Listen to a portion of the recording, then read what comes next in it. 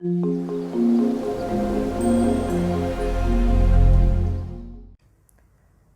Everyone, welcome back to Swadhyay classes. I hope you all are good. तो कैसे हो आप सभी? आई होप बढ़िया ही होंगे। काफ़ी दिन हो गए यार आप सभी से बात किए हुए, आप सभी से मिले हुए। लगभग 15 दिन हो गए हैं I think previous video upload हुए, जिसके अंदर हमने बायोलॉजी के पास्ट ईयर क्वेश्चंस की बात की थी।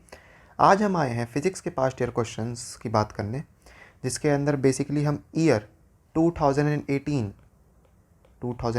ईयर के पास्ट ईयर क्वेश्चंस को डिस्कस करने वाले हैं। ठीक है, अब यहाँ पर ध्यान दीजिए आप सभी कि यहाँ पर हमें पास्ट ईयर क्वेश्चंस को टारगेट बहुत ज़्यादा करना है। और कौन कौन से ईयर तक के क्वेश्चंस को टारगेट करना है? बेसिकली यहाँ पर हमको ज़्यादा पीछे तक नहीं जाना है। अराउंड 2014 तक अगर हम जाएंगे तो बेटर रहेगा। ठीक है ना? और आप जितने ज़्यादा पास्ट ईयर क्वेश्चंस को करेंगे उतने ज़्यादा आपके लिए हेल्पफुल रहेगा, उतनी ज़्यादा आपके लिए वो काम आएंगे, उतना ही आपको ज़्यादा एक्सपीरियंस होगा। इसके रिगार्डिंग हमने बहुत ही बात कर ली थी पिछले वीडियो में। ठीक है ना? इस वीडियो के अंदर हम सीधा सीधा अपने कंटेंट पे आते हैं, अपने काम पर आते हैं, जिसके लिए आपने इस वीडियो को क्लिक करा है। ठीक। यार चलिए स्टार्ट करते हैं। आप देखेंगे कि यहाँ पर किस तरीके से पास्ट ईयर के अंदर क्वेश्चंस पूछे गए हैं। और हाँ, एक इम्पॉर्टेंट बात यह है कि जैसे कि आप लोग को पता है कि कोविड के कारण आप लोग का काफ़ी ज़्यादा जो सिलेबस है वो गवर्नमेंट ने, सीबीएसई ने कट कर दिया। आपका जो एग्ज़ाम का सिलेबस है वो कंसाइज करते करते, छोटा करते करते काफ़ी आप लोग के लिए काम इजी बना दिया है। ठीक। इस पर्टिकुलर स्लाइड के अंदर, वीडियो के अंदर आपको और भी ऐसे सारे आपको क्वेश्चंस देखने को मिलेंगे जो कि उस सिलेबस से बाहर है। मतलब हैं तो वो सिलेबस के ही, बट आपका जो न्यू सिलेबस कट करते हुए बना दिया गया है आप सभी के लिए, जो कि बेसिकली 2021 टू 22 बैच के स्टूडेंट्स हैं, उनके लिए उसमें क्या है कि आपको बहुत ही कम अपने सिलेबस से क्वेश्चंस देखने को मिलेंगे। ठीक है ना? इसमें बाकी सब स्टूडेंट्स जो इस वीडियो को देखेंगे आगे चल के, उनको पूरा ही पूरा प्रिपरेशन करना है। बट यहाँ पर जो 2021 टू 2022 बैच के स्टूडेंट्स देखेंगे, उनको यहाँ पर पूरा इसके अंदर से उन गिने चुने क्वेश्चंस को ज़्यादा टारगेट करना है। ठीक है ना? यहाँ पर बेसिकली मैं को सारे क्वेश्चंस बताऊंगा। ठीक, लेकिन आप पूरा वीडियो देखिए। अंडरस्टूड? Let's begin. चलिए, आज का हमारा पहला क्वेश्चन जो है वो है, right the energy conversion that take place in a hydro power plant. Question का मीनिंग है कि बताइए कि हाइड्रो पावर प्लांट के अंदर किस टाइप की एनर्जी का कन्वर्जन होता है। आप सभी को पता है हाइड्रो पावर प्लांट हम किसे कहते हैं। हाइड्रो पावर प्लांट हम कहते हैं डैम को। ओके। हाइड्रो पावर प्लांट यानी डैम के अंदर होता क्या है कि बेसिकली पानी जो होता है, रिवर वाटर होता है, वो काफ़ी ज़्यादा हाइट से यहाँ पर नीचे गिरता है। ठीक है ना? और नीचे क्या लगे रहते हैं? नीचे लगे रहते हैं आपके प्रोपेलर्स। ठीक है ना? डायनामो लगे रहते हैं, मोटर्स लगी रहती हैं, जिसके ऊपर जब पानी गिरता है तो उनके टरबाइंस रिवॉल्व करते हैं एंड वो उस पानी की एनर्जी को कन्वर्ट करते हैं इलेक्ट्रिकल एनर्जी में। अंडरस्टूड? बेसिकली होता क्या है कि पानी जब इतनी हाइट से गिरता है, वहाँ पर potential energy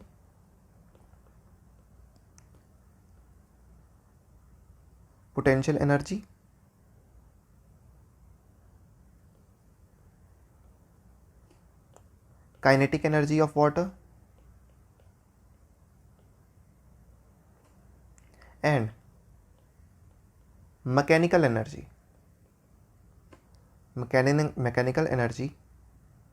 of motor will be converted into electrical energy.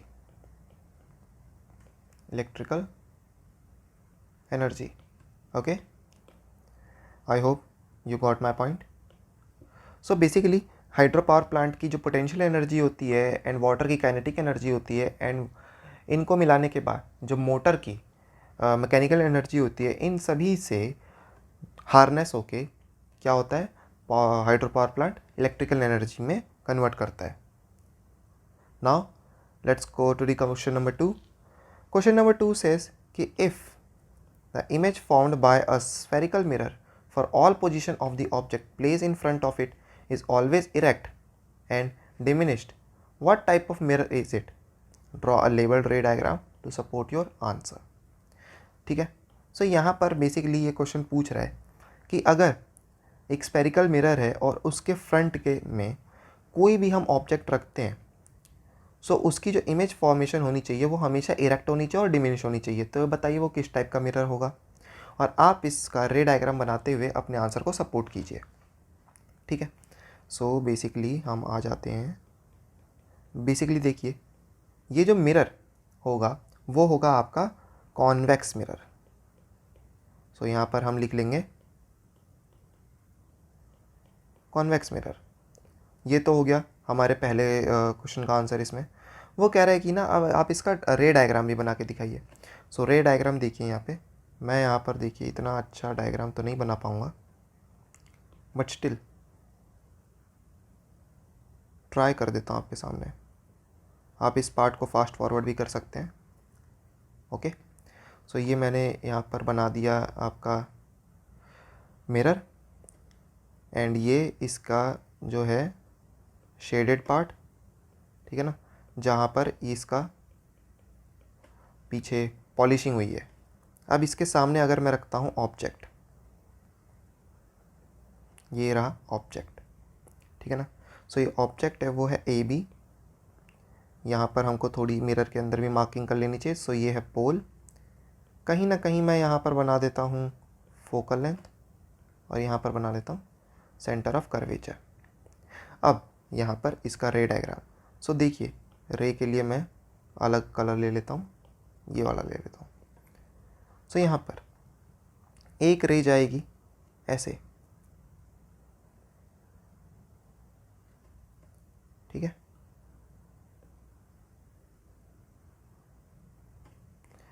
और ये रे कुछ इस टाइप से फोकल लेंथ से होते हुए गुजरेगी। मिरर के पीछे वाली पार्ट को डॉटेड लाइन में बनाएंगे, ठीक है। एंड दूसरी रे जो गुजरेगी वो जाएगी इसके हेड से होते हुए मिरर के सेंटर ऑफ कर्वेचर के थ्रू होते हुए, ठीक है। सो अब यहाँ पर एक रे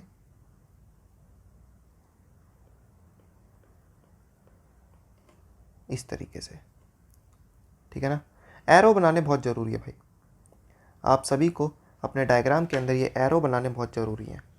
सो यहाँ पर देखिए, एक रे इसके हेड के थ्रू होते हुए पैरेलल टू दी ये जो पोल की से लाइन पास हो रही है उसके पैरेलल में जा रही है, एंड सेकंड जो रे है वो इसके हेड के थ्रू होते हुए वापस अपने पाथ के ऊपर रिवर्ट करती जा रही है। अब जहाँ पर ये दोनों मिरर के पीछे, जहाँ पर ये दोनों मिरर के पीछे एक दूसरे से इंटरसेक्ट कर रही हैं, वहाँ पर बनेगा ये ऑब्जेक्ट का image, and that object image यहाँ पर बनेगी, वो बनेगी ए डैश बी डैश, ठीक है।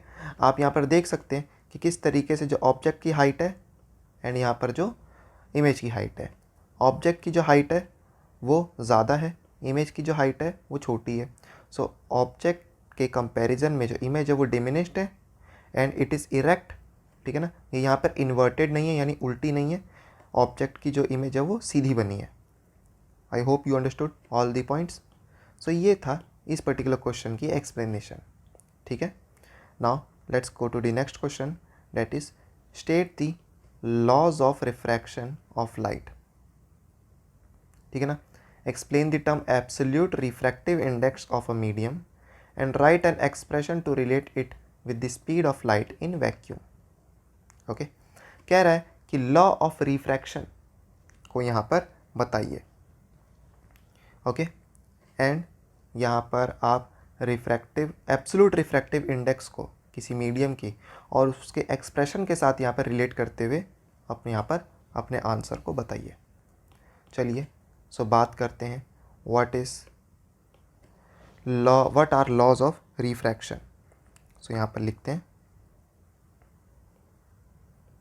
लॉज ऑफ रिफ्रैक्शन, ठीक है। So first law of refraction states that कि the incident ray the incident ray, reflected ray, and normal to the point of interference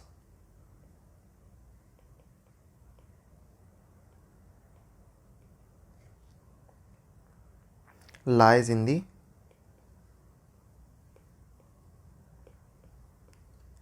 same plane. Okay. Second law of refraction is that angle of incidence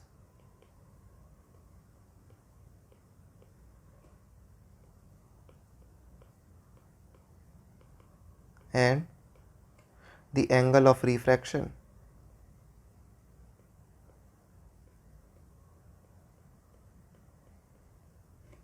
the angle of incidence and the angle of refraction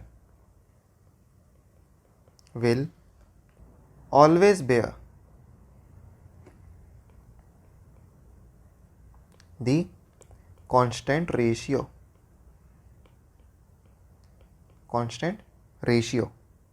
okay आप इसको कुछ इस तरीके से भी लिख सकते हैं that sin I upon sin R is equals to constant.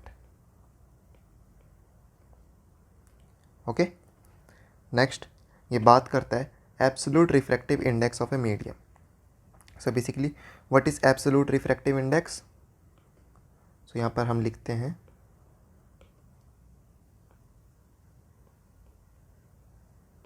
Absolute refractive index. So लिखेंगे it is the ratio of speed of light in vacuum to the speed of light in the given medium.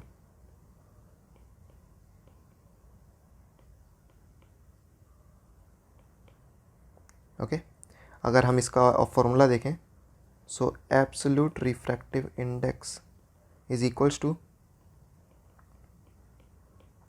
Speed of light in vacuum upon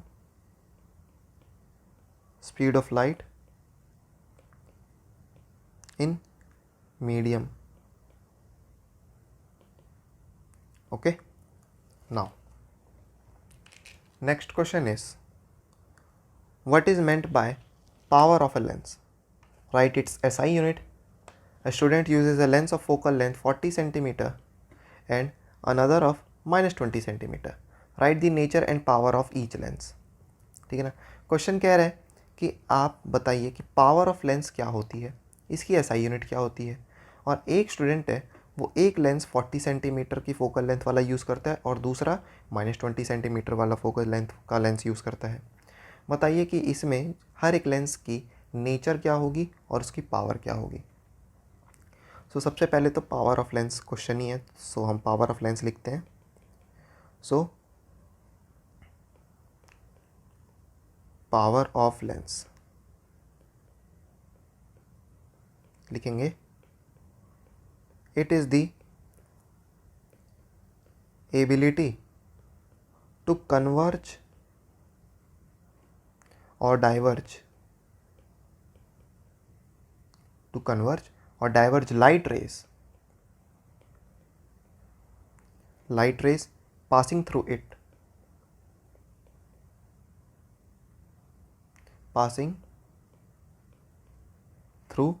a lens. Okay पहला point. दूसरा point है कि it is reciprocal of the focal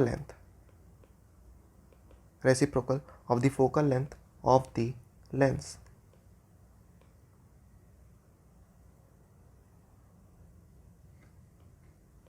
of the lens. ठीक है ना। Basically आप इसको इस फॉर्मूले से डिनोट कर सकते हो, और यहाँ पर फोकल लेंथ हमेशा ना मीटर्स में होनी चाहिए। अंडरस्टूड। एसआई यूनिट जो है, एसआई यूनिट ऑफ पावर, ये यहाँ पर पावर दूसरे टॉपिक से नहीं, ये यहाँ पर ये पावर बात हो रही है लेंस की। So SI unit of power of lens is diopter. Diopter, ठीक है। अब यहाँ पर क्वेश्चन कह रहा था कि यहाँ पर दोनों लेंस की पावर बताइए और नेचर बताइए। सो मैं यहाँ पर लिख लेता हूँ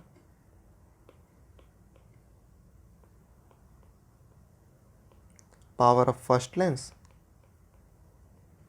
यहाँ पर लिख लेता हूँ power of second lens.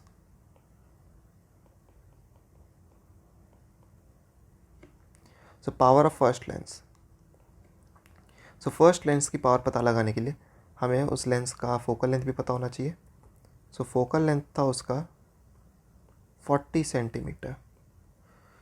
So metres में कितना होगा, 40/100।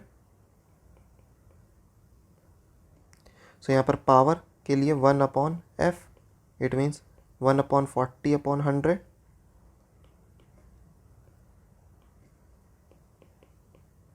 इट मीन्स 100/40 कट करेंगे, सो 2.5t पॉजिटिव आया।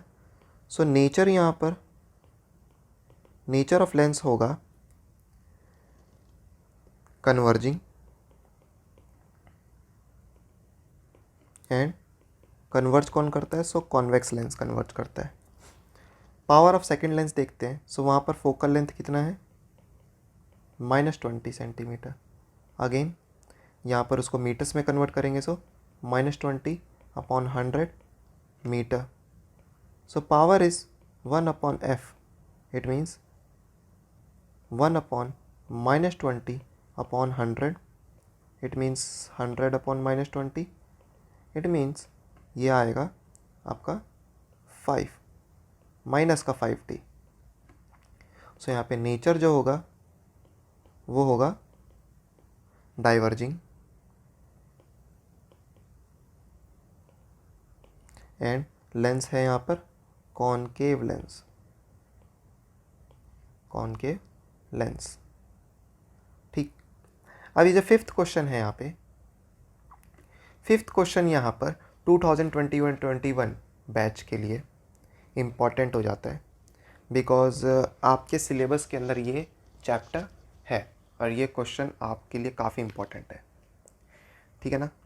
सो यहाँ पर कह रहा है कि show how would you join 3 resistors each of resistance 9 ohm so that equivalent resistance of the combination is first 13.5 ohm, second 6 ohm।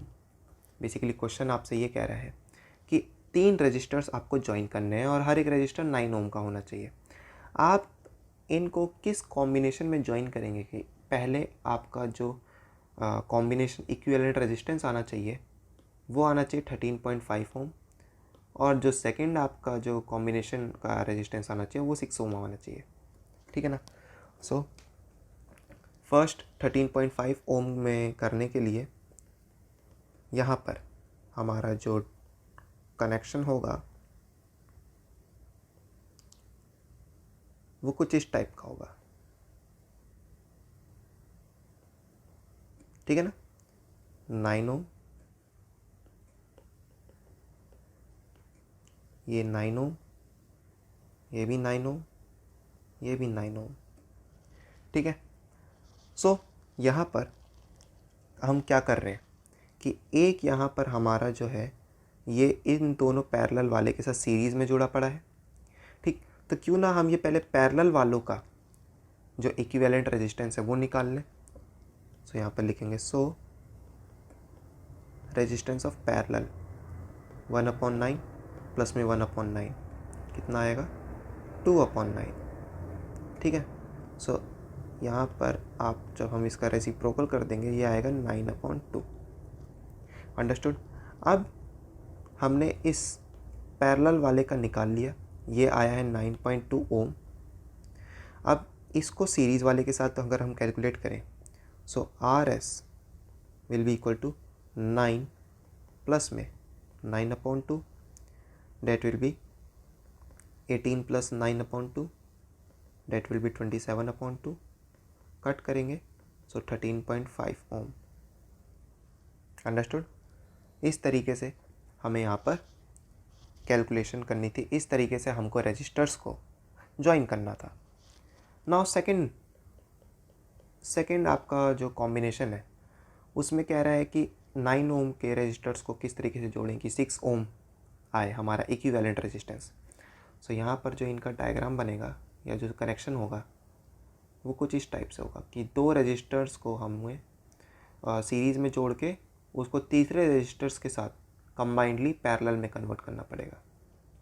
तो यहाँ पर अगेन 9 ओम। ठीक, सो सबसे पहले क्यों ना हम ये सीरीज़ वाले का कंबाइंड इक्विवेलेंट रेजिस्टेंस निकाल लें, फिर जो हमारा आएगा रेजिस्टेंस उसको इसके साथ पैरेलल में निकाल लें। अंडरस्टूड? सो यहाँ पर सीरीज़ के लिए तो 9 + 9 दैट इज़ 18 ओम। अब ये 18 ओम आया, अब इसको थर्ड वाले के साथ पैरेलल में करना है। सो 1/RP इट इज़ 1/18 प्लस में 1/9 दैट इज़ 1 + 2/18। ये आएगा आपका 3/18, 3/18 रेसिप्रोकल करेंगे। सो 18/3 दैट इज़ 6 ओम। सो यहाँ पर हमें 13.5 के लिए ये वाला कनेक्शन करना है, 6 ओम के लिए ये वाला कनेक्शन करना है। I hope you all understood.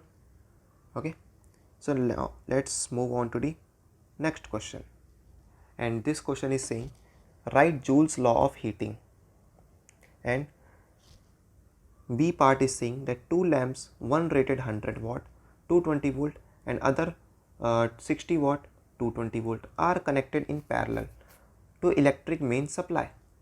Find the current drawn by two bulbs from the line if the supply voltage is 220 volt.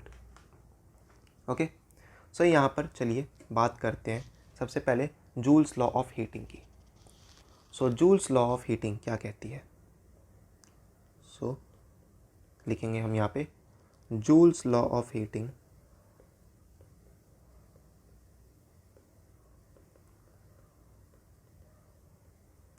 Joule's law of heating. So according to Joule, heat is directly proportional to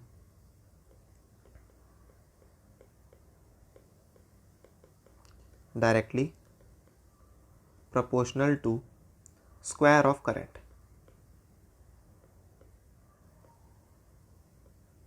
square of current.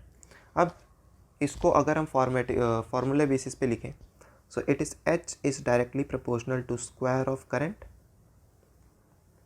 Okay, second thing is कि heat is directly proportional to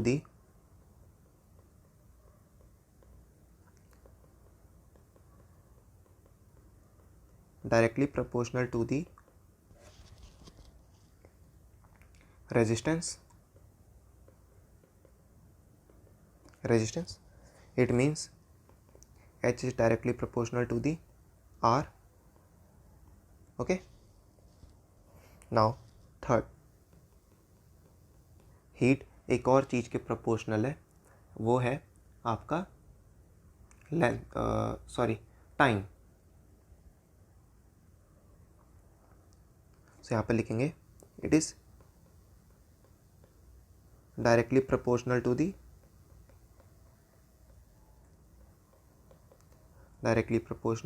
time for which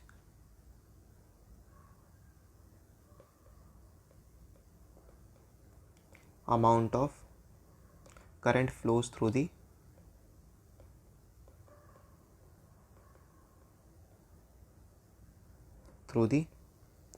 resistor. Okay, so यहाँ पर हम ये भी लिख सकते हैं H is directly proportional to time.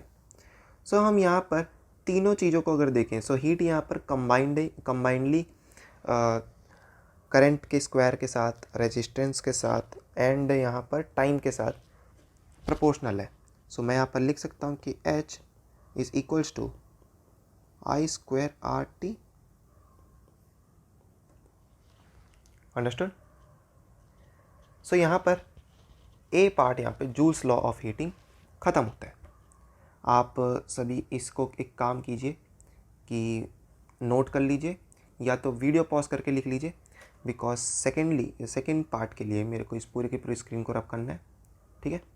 सो आप इसको पूरी तरीके से, आई होप आपने लिख लिया होगा।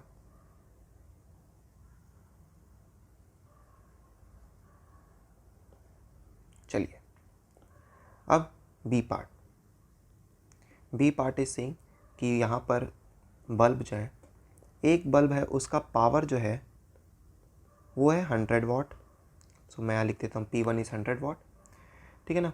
दूसरा बल्ब है उसका पावर जो है वो है 60 वाट। सो P2 लिख देता हूँ मैं 60 वाट। ठीक है ना? वोल्टेज दोनों जगह वहाँ पर 220 है, सो मैं कॉमनली वोल्टेज को 220 ले रहा हूँ। ठीक, यहाँ पर ये हमको करंट फाइंड आउट करने को बोल रहा है। सो I1 यहाँ पर मिसिंग है एंड I2 यहाँ पे मिसिंग है। ठीक है ना? सो यहाँ पर मैं, आप लोग सभी को पता है कि पावर का फॉर्मूला जो है, power equals to VI। So I is equals to P1 upon V।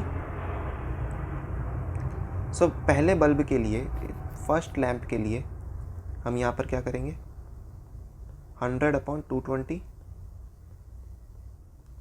5 upon 11। So current यहाँ पर फर्स्ट लैंप में जो आएगा वो आएगा आपका 5 अपॉन 11 एम्पियर। ठीक है? अब यहाँ पर दूसरे लैंप के अंदर अगर फाइंड आउट करें, सो I2 will be P2 upon V। सो इसके लिए क्या करना पड़ेगा, 60 upon 220, that will be 3 upon 11। सो ये आएगा 3 upon 11 ampere. Understood? Now 7th question. आप देखिए कि अभी आपने ये जो 5th, 6th and 7th question, ये 3 क्वेश्चन जो अभी तक आए हैं आपके सामने, ये तीनों के तीनों रिलेट करते हैं आपके 2021 टू 2022 बैच के लिए। ठीक है ना? उनके जो बोर्ड एग्ज़ाम्स होने वाले हैं उसके लिए। ठीक है ना? बाकी आप सभी को जो बाद में ये वीडियो देख रहे हैं उन सभी को तो ये सारे के सारे क्वेश्चंस की प्रैक्टिस करनी है। Understood? So let's get back to the topic. Question is saying that list the factors on which the resistance of a conductor in the shape of a wire depends. Why are metals good conductors of electricity whereas glass is a bad conductor of electricity? Why are alloys commonly used in electrical heating devices? Give reason.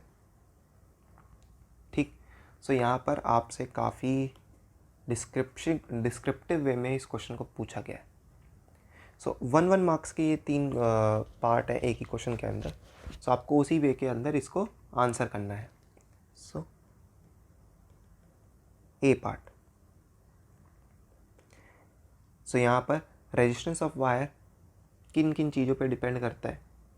सो हम लिखेंगे पूरी तरीके से, factors on which resistance of a conductor depends. पहला, length of the conductor, it means R is directly proportional to length. Second, resistance of conductor depends on area of cross section. Area of cross section of the conductor. Okay, so it means R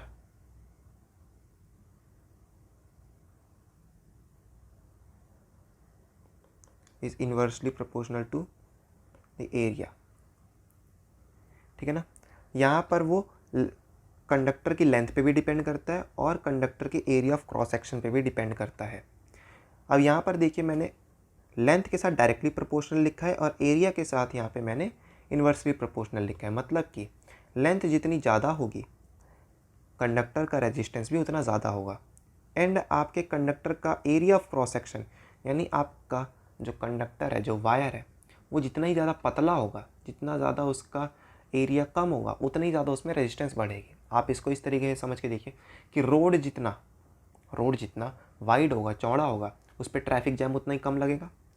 और road जितना congested होगा, जितना पतला होगा, उस पर traffic जो है, जैम जो है, वो उतना ही ज़्यादा लगेगा। मतलब रेजिस्टेंस ज़्यादा होगा, रुकावट ज़्यादा होगी।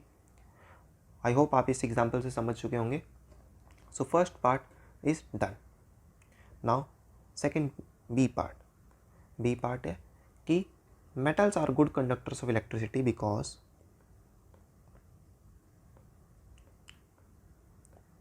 metals are good conductors of electricity because of the resistivity, because of the low resistivity and free electrons, whereas glass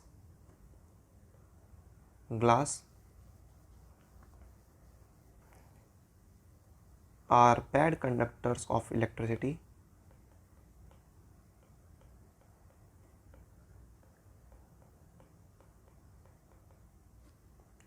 because of